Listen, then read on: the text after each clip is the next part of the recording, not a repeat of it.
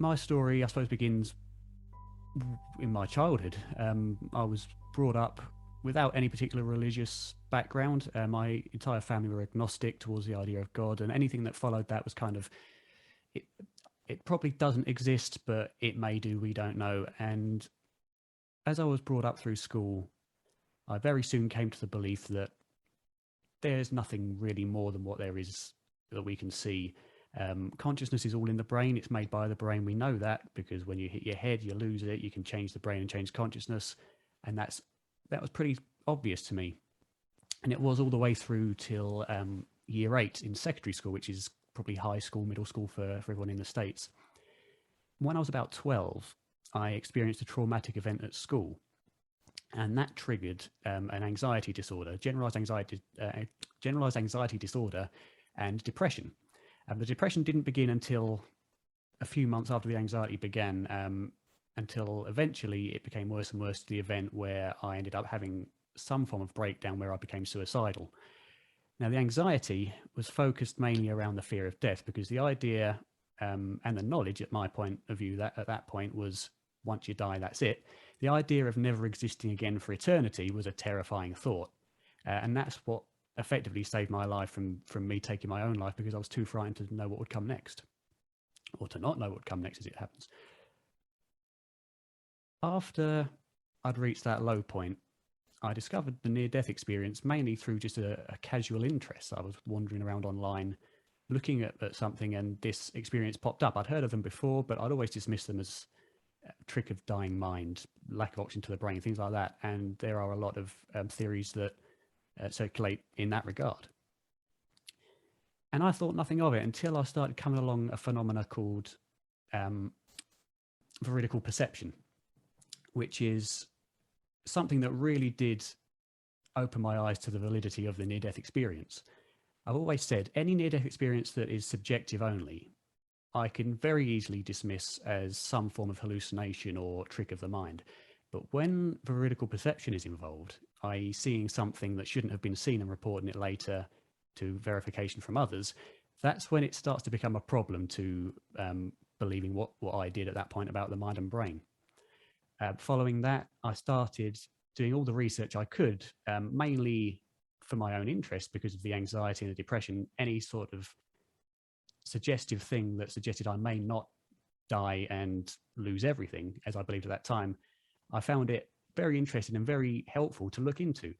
And subsequently, I've had the chance to speak with many of the world's leading experts in the subject, including Dr. Bruce Grayson and Dr. Jan Holden of IANDS itself, and I've connected with several others associated with IANDS and outside who are very, very knowledgeable on the subject, much more knowledgeable than I ever realized one could be on a subject that I didn't believe in. And through that research, I now share my own journey and my own research through my podcast, as you can see behind me, Seeking I. Now, from that point, that's where I currently am. I'm now training as a cognitive behavioral therapist as a result of my anxiety and what I've learned through near-death experiences, which I plan to incorporate. And I'm just looking forward to seeing where the next few years goes. So let me just throw out first the fact that all of you are students in some way. And you've all talked about, I'm a student of being the priesthood, nursing, computer. In other words, all of you have said something about studenthood and so on. Do you see presently, students that you're with, that there is any interest in any discussions that y'all have? I'm going to use nursing for an example. I mean, when we talk about resuscitating somebody, the possibility that they come back, hey, that happens, we hope. And then what about after they have come back, and then what about their recovery and etc.? So in nursing school, it makes perfect sense, because since I am a nurse, it makes perfect sense that we would talk about this. So certainly, Vince, you might be able to address that, but the rest of you, what are you seeing right now at all? We want to help people learn and grow and know, but what do you see right now amongst students that you're even involved with in your venue now? Any of you take that question and go with it? Well, I generally, within the realms of psychology, I don't see much talk on the subject of near-death experiences, because psychology is a notorious science for trying to attribute everything to mental tricks.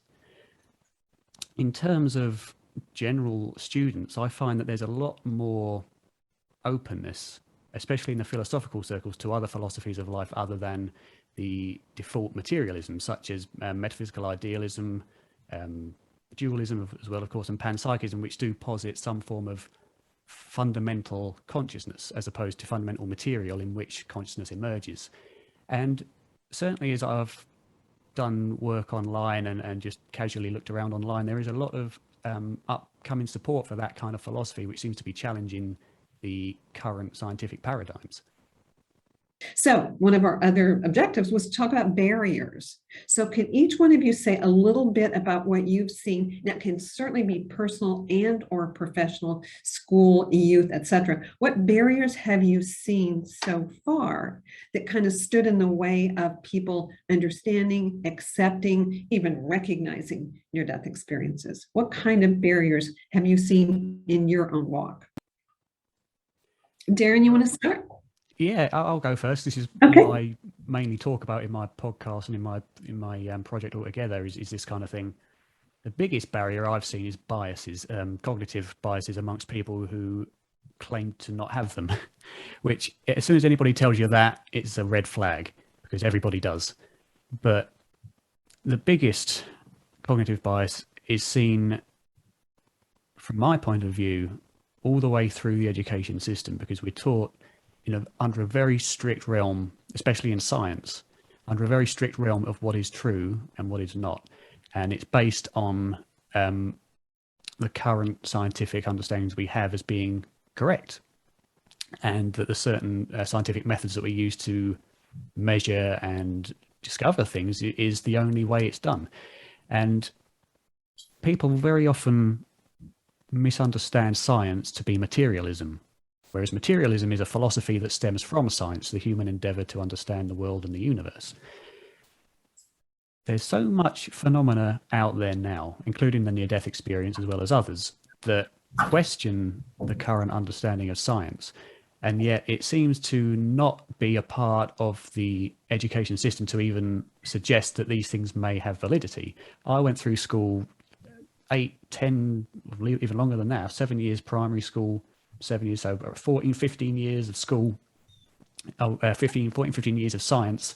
Never once did we hear about near-death experiences and what may or may not cause them, despite even back then them being quite well known at that point. And for the younger generation especially, it's difficult with the age of the internet and the age of social media. I've gone online several times looking for debates between good people who know what they're talking about in this subject. Is there life after death? Are NDEs evidence of life after death? Are they not? Usually what you find is the ones with the most views, the videos with the most views, and therefore that suggests that the videos that most people are seeing are of those made for entertainment, not for education purposes, those that shout at each other and those that insult each other. And in reality, the two participants are both very much biased in their own view, and they believe themselves to be correct. And my aim is not to try and learn from this other position. My aim is to shout them down and show them that I'm right. And the way that social media works is that when you see something like that supports your position, the system of cookies will find what you're last looking at and will give you other content to look at which is similar to what you already looked at. So you're effectively living in an echo chamber of self-validation. Very few people that I've been aware of are what I would consider open-minded to the possibility that they may be completely wrong and that this other view may be completely right. And I think, or not completely right, but at least might be of value. And I think the reason for that is we're never taught in education. It seems the main point of mainstream education is to teach you how to become useful in society and how to make money. And studying near-death experiences, it goes so far against the mainstream view of what constitutes real and not real that it's not something that's encouraged upon you to learn about, which is why folks like Dr.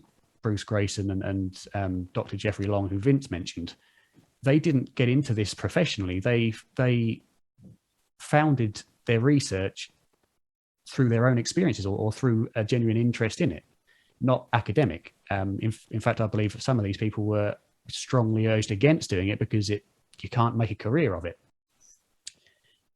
So I think the biggest barrier, especially in the education system, is that we're taught what is useful information, but we're not taught how to question the information we're being taught and how to consider our own experiences, our own opinions, and come up with our own ideas to support them, and how to do that in a reasonable situation. But more importantly, we're not taught how to be humble to the fact that we don't understand nearly so much as we think we do. I was going to say, I think it's somewhere around, and I'm probably pulling this number out of nothing, but I've definitely seen it somewhere, 0.05% of the universe is observable within that very thin band of radiation or whatever it is, that is observable by human beings. And so that means 99.95% of the universe is effectively invisible, immeasurable, unimaginable.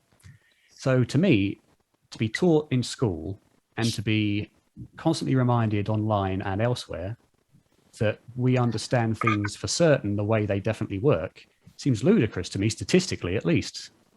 Diane, go ahead. Just a couple of comments. One of the things that I've found that is really wonderful for kids are Walden schools, because the Walden schools have different philosophies. And for example, every year they have a theme for the year.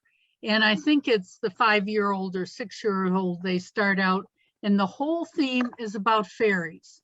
And they go in the woods, they look for them, they build fairy houses.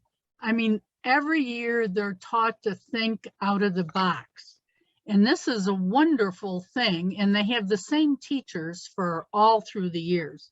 I think it's a lovely school system because it's really for kids who don't think like other ones. One of the other things is YouTube, Lee Whitting's NDE radio has over 400 NDEs that you can listen to and talk to. And those are things that are really reassuring and to be shared. To spend your time trying to argue with other people and get them down is really a waste of your energy, because you believe what you believe, they're going to believe, and just Debbie and I have been doing this for 1,000 years, and nurses are very receptive to this information, OTs, PTs, psychologists usually. Doctors, not so much, some of the other scientists.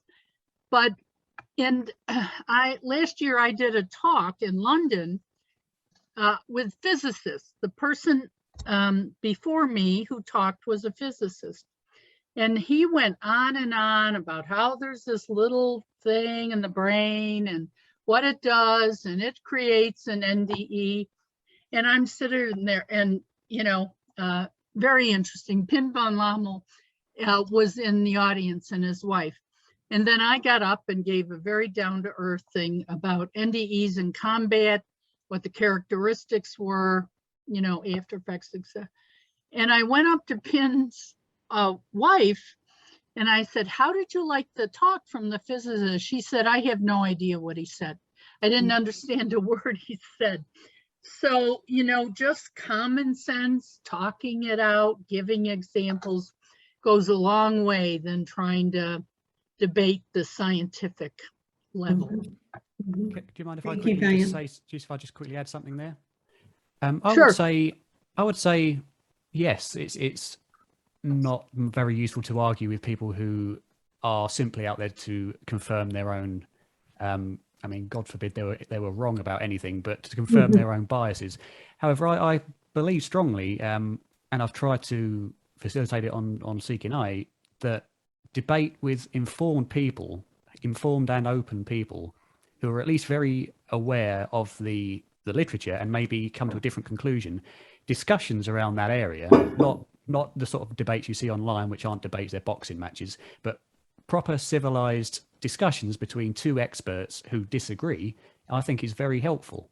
Mhm. Because Mhm. that is science. That is, Yeah. well, I wouldn't even say that's science. That's interpreting information that's received from That's science in learning. different ways. Mhm. That's Yeah. learning. Many people think culture is race creed. I mean, that's it. No, no, no, no. What about age? What about, let's just say that it could be something about spirituality, religion, et cetera, certainly education. Literally, it could be gender. You know how some people say all men over 50, well, what? It's that man and those people and et cetera. But when you look at cultural decision making and cultural influence, yeah, age, you just mentioned several things as all of you were describing. Age could be a big deal. And that's what we're talking about right now, is the young, the youth. So in terms of culture, that is a cultural issue, as well as other things we're talking about right now, literally being about spirituality. And what about spiritually transformative experiences that people experience? We have near-death experiences, but there's also other, as I just said, spiritually transformative experiences. So wow, have we hit a lot? So I'm going to ask y'all right this minute, since at the end of this, you know, I'm going to say something about, hey guys, what are we going to do? How are we going to help? Our very last thing is, what can IANDS do? What strategies do we have? I'm going to say one of the things we should think about is looking at all these barriers we just identified. They're beautiful. Exactly what you said. Each and every one of you said one thing or more about barriers that, wow, if IANDS could focus on that in our education committee, or looking at where we go from here to there in conferences, et cetera, wow, that's huge. So would you agree with me that we should take a look at those barriers in the future? How's that sound? Yeah. I think it's a good idea. I think you'll have Absolutely. a big challenge on your hands, Mhm. especially to reach the young, Mhm. because the young are brought up learning from the people around them, and in our culture, they're brought up with one of two possibilities usually, and that is, in terms of death, for example, there's nothing after death. That's it. You're gone. You die, or you go to heaven. You've got a staunch materialistic scientific point of view, or you've got a staunch religious point of view.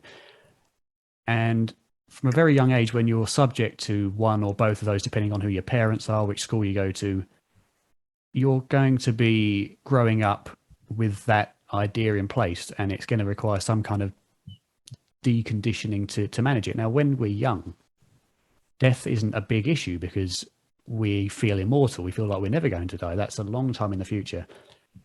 And I often find that those interested in near-death phenomena are either of the older generation, where they're reaching the age where it's becoming a more prevalent issue that they will die at some point, and it's coming into their consciousness, or they're people who, like me, who's gone very blurry on Zoom, but never mind, like me, who have had a traumatic experience, which has brought them to a humility that this is temporary. I know now that I'm not going to be here forever, and in my opinion, it's a shame, because what happens after death is, to me, perhaps the most important fundamental question humanity could ask, because it's inevitable for 100% of us.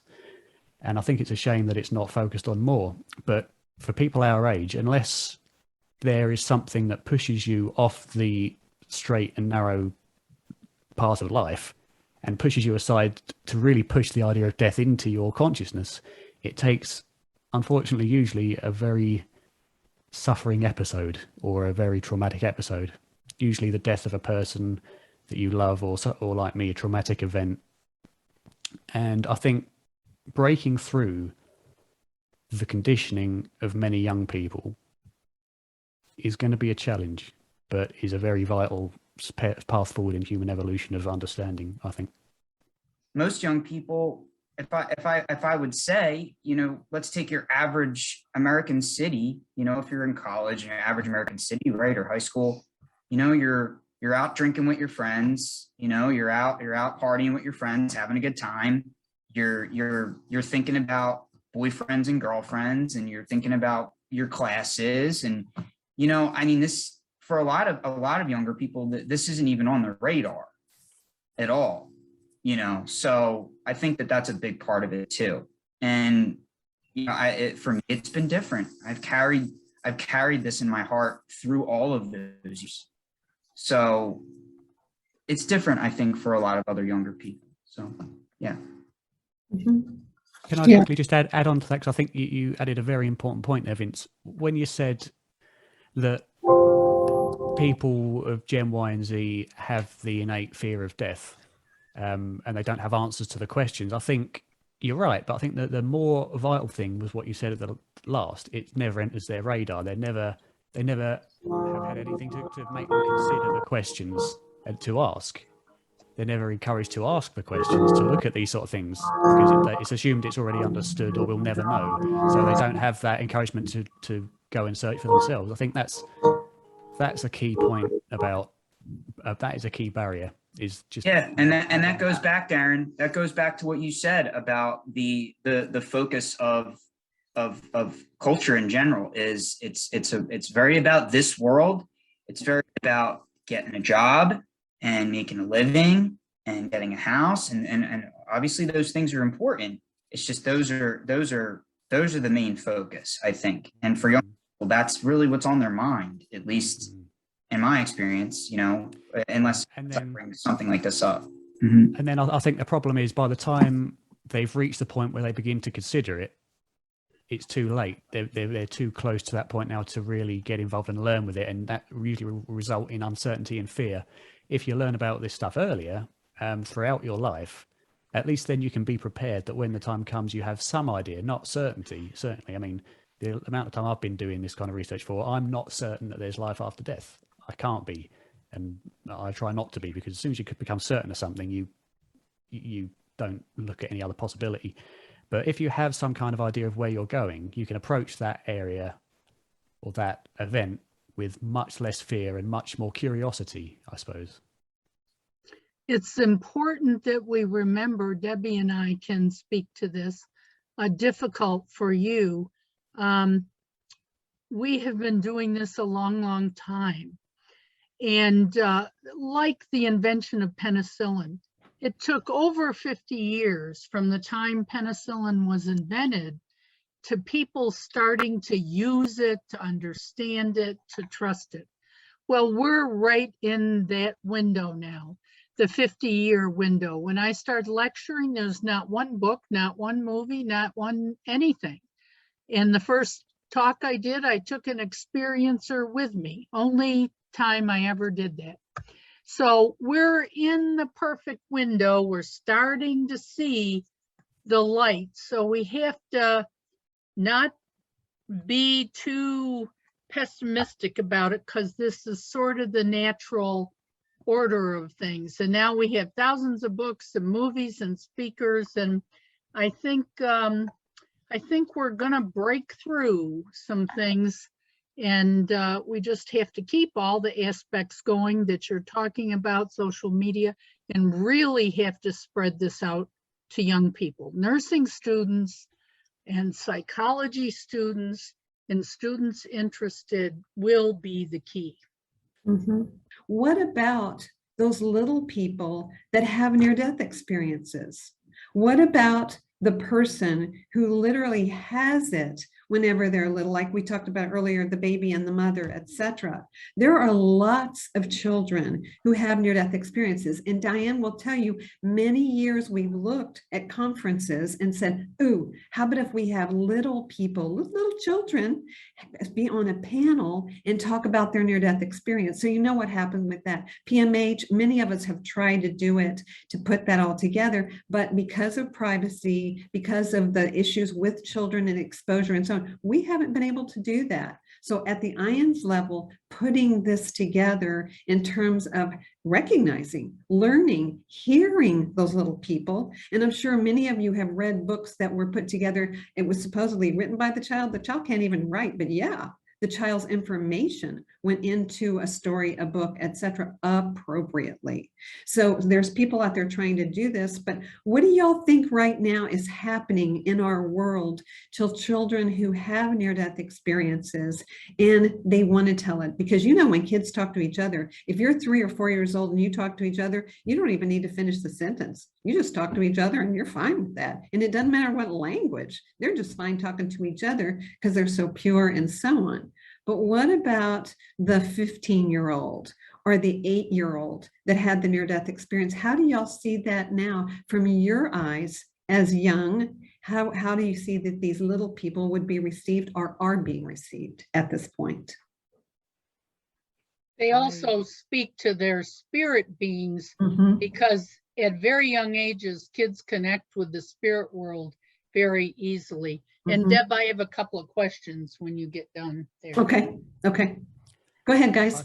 I think you can learn a lot more from a child's near-death experience or a child's experience with anything in particular, more than you can from any adult, because they don't have the years of conditioning, as I was talking about previously, to paint on top of it. I mean, one of the most common retorts I hear or arguments against the near-death experience that I've come across is that, well, every experience is tailored to the person. Christians will see Jesus, Hindus will see one of the Hindu gods, etc.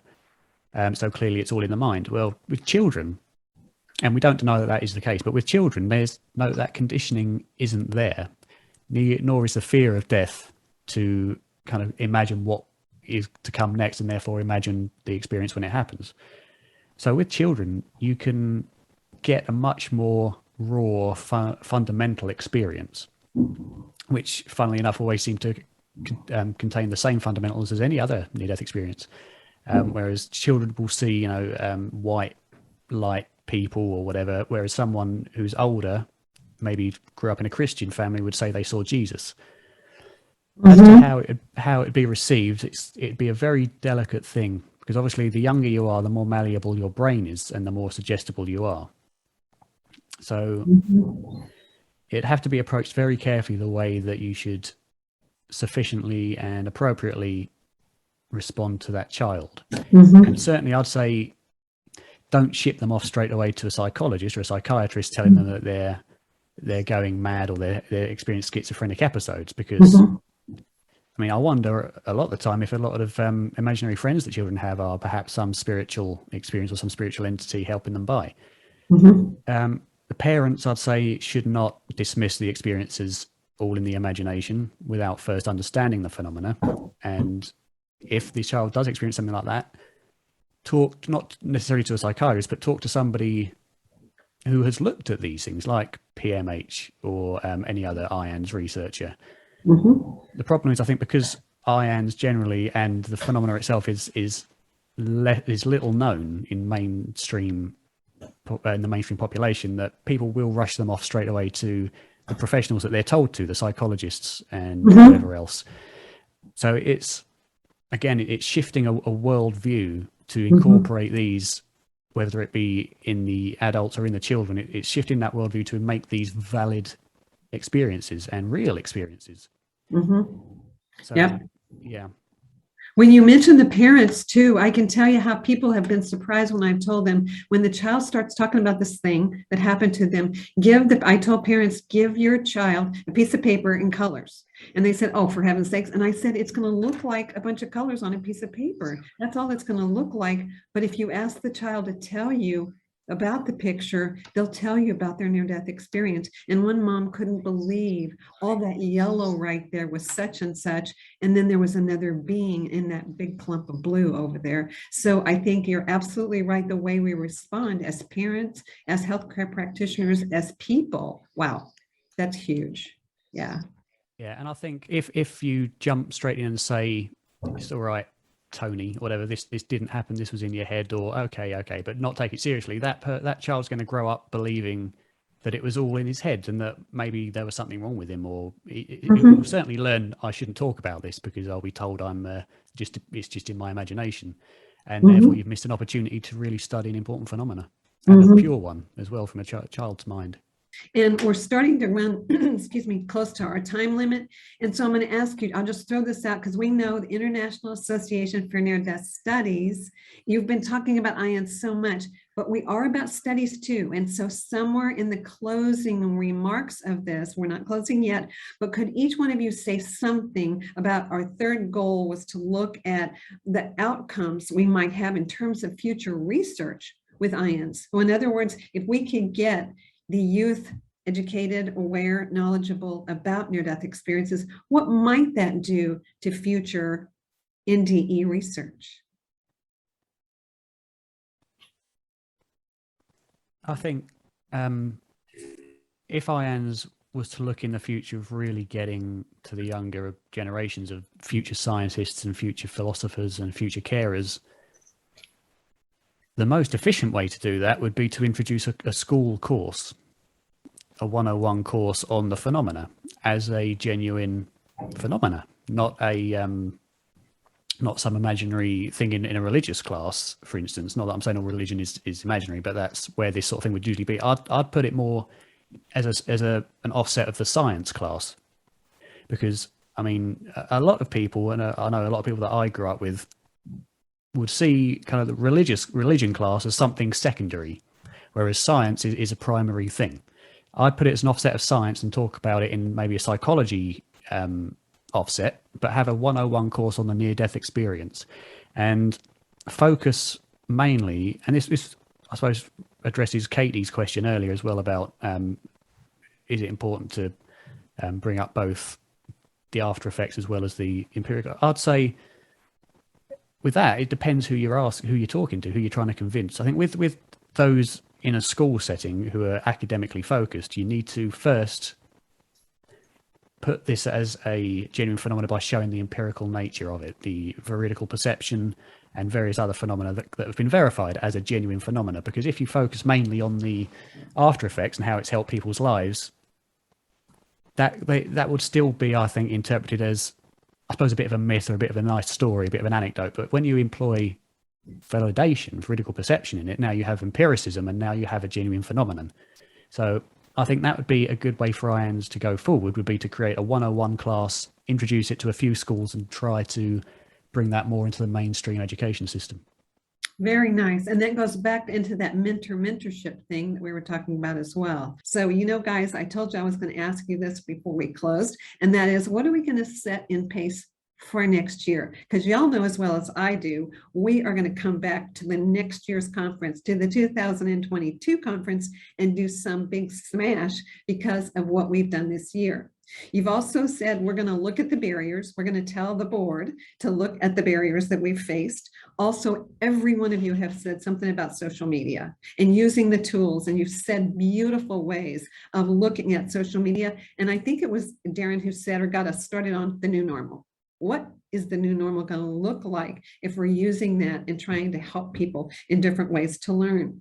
And the radar, y'all talked about that, how we're kind of off on the radar, the tools we just said, and research, looking at a 101 and having some things in different levels of class, school, etc. How can we take it forward in whatever it might be? Some of you said science and religion. It could be nursing, medicine. It could be the housewife. How do we get it into different kinds of strategies people are using to be a home caregiver of mom and dad who have dementia, etc.? I mean, there's all kinds of avenues we could tap into. So guys, what have I not said that you all would like to say in closing?